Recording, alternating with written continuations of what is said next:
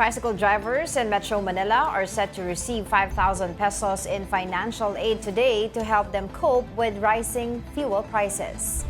Approximately 139,000 tricycle drivers are expected to benefit from the assistance. The aid will be distributed by the Department of Social Welfare and Development, or DSWD, through its Assistance to Individuals in Crisis Situations program. Meanwhile, jeepney drivers are next in line to receive support, followed by bus and TNVS drivers. Let's now check the distribution of the subsidy to tricycle drivers. We have with us mobile journalist Arles de los Santos with the details. Arles, Angela, go ahead. Angela at Diego, nagpapatuloy nga ang distribution ng ayuda para sa mga kapatid nating tricycle drivers dito sa Taguig City, kung saan nga 3,000 na benepisyaryo ang nakatakda na makatanggap ng 5,000 pesos ngayong araw. Sinimulan ng distribution as early as 6 a.m. ngayong araw. Ayan nga raw ay para hindi maantala ang biyahe ng ating mga tsuper na kapatid. No? At syempre yung mga kapatid nating commuter na syempre papasok sa kanilang mga trabaho, papasok sa mga eskwelahan at maging papunta nga no, sa iba't ibang mga lugar. Ayan ay kasama mismo sa mga kinumpirma ni DSW Secretary Rex Gatchalian at ni DOTR Secretary Giovanni Lopez kahapon. No? At ngayon nga no, itong 139,000 na mga kapatid nating tricycle drivers ang makatatanggap at least for the NCR lamang yan. No? Pero tinatrabaho na rin yung iba pa na mga benepisyaryo nito sa iba't ibang mga bahagi ng Pilipinas. No? Siyempre manggagaling nga yung budget mula doon sa ilalim ng Assistance to Individuals in Crisis Situation o AICS program, at kaiba pa raw ito no, doon nga sa fuel subsidy na ilalabas ng DOTR sa paparting na mga araw na nakakahalaga nga ng 2.5 billion pesos. Arles, one-time release lang to, no? Hindi to continuous?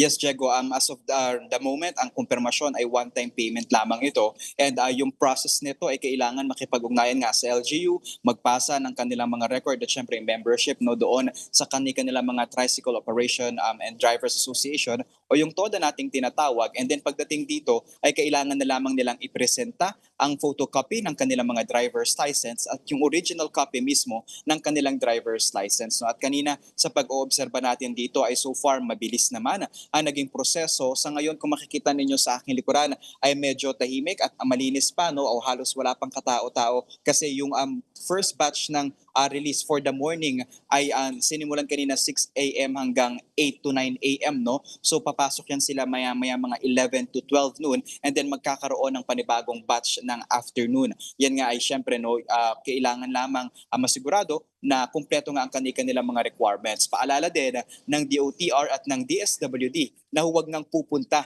sa mga distribution sites, no, cash distribution sites sa iba't ibang mga lungsod sa NCR kung hindi pa sila nakaschedule sa araw na iyon, dahil hindi rin sila mabibigyan kaagad-agad. So far, 30 na distribution sites ang nakakalat sa 17 lokal na pamahalaan sa NCR.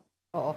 Para lang sa kaalaman ng ibang mga drivers, Arles, paano nila malalaman, 'di ba, kung saan sila pwedeng makatanggap nitong kanilang fuel subsidy? At least Angela, para dito sa DSWD no, meron tayong 30 sites or distribution sites na tinatawag. Meron ilang mga lugar na syempre dahil napakalaki, kagaya ng Caloocan at Malabon, no, may ilan na parang doble yung or dalawa yung kanilang mga distribution sites, no. Pero so far dito sa Taguig at least no, isa lang yung distribution sites, no. May holding area lamang doon sa kabilang bahagi ng Pasilyo, and then sa Marikina, if you're not mistaken, isa din, sa Makati isa din, but at least no, in coordination with their LGU. So far present dito yung mga kinatawan ng main office ng DSWD at yung local na ng CSWDO nga na tinatawag para magabayan pa rin yung ating mga kapatid na tsuper. And malinaw tayo, sa drivers binibigay itong ayuda under DSWD. Kasi nagkakaroon din ng mga usap-usapan among the drivers, especially sa mga jeepney. Although hindi pa ngayon yung distribution sa jeepney, na baka daw ibigay kasi or kunin ng operators nila itong ibibigay ng DSWD. Nakadepende yan, Angela, no? Kung kasi meron tayong mga operators na sila rin yung mga drivers. Meron naman mga operators na yung drivers nila, yung or may separate na drivers sila para nga Yun. mamasada sa araw-araw, no?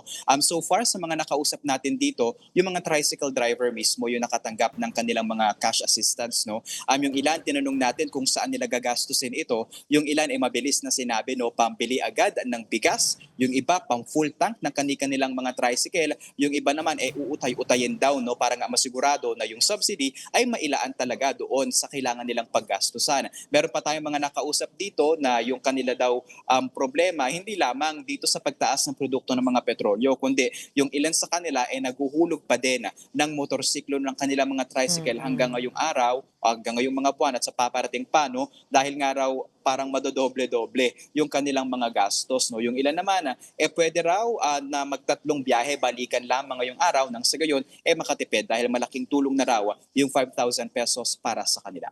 Alright, para dun sa mga nagtatanong natin na mga kapatid na drivers din, hanggang kailan ang distribution para sa mga tricycle drivers at kailan naman gagawin yung para sa mga jeepney drivers and TNVS drivers? So far, Angela, ang kumpirmado natin ay 3 days na isasagawa ito, no? Monday, Tuesday, and Wednesday. Hahati-hatiin yung bilang at yung listahan ng mga tricycle drivers and operators sa bawat lungsod, no, sa NCR. Para nga yan, yung 139,000, pag nagsabay-sabay, baka magkaroon din tayo ng problema sa pagbiyahe nga ng ating mga commuter. Yung mga TNVS naman, kasama din sila sa tinitignan, no, na posible nga na makatanggap din ng cash assistance at syempre, no, yung mga kapatid nating delivery riders. Kasi Angela, na alam natin sa balita, naku, umabot na nga ng 94 to 114 pesos yung kada litro ng diesel pa lamang, no. Iba pa yung kerosene at syempre yung regular at premium na mga gasolina, no. So talagang tuloy-tuloy yung pagtaas, no. Pero ngayon tuloy na daw yung mga coordination na isinasagawa ng DSWD at DOTR para nga masiguro na magbigay alalay sa mga kapatid nating tsuper na apektado ng big time oil price. Arles, Angela. klaruhin lang natin. No? Kanina sinabi mo kasi by schedule dapat. So paano malalaman ng isang driver ang kanyang schedule ng pag-release ng ayuda? At least dito sa LGU ng Taguig, Diego, yung pinasa nilang paper, may mga phone number and then magte-text, if we're not mistaken, magte-text sa kanila, yun yung sasabihin para nga dumating sila sa specific day or time na iyon para makuha nila, no. Hindi pa natin sure kung ano yung strategy or yung hakbang ng ibang mga lokal na pamahalaan. Alright, maraming salamat sa iyong oras, mobile journalist Arles de los Santos reporting live from Taguig.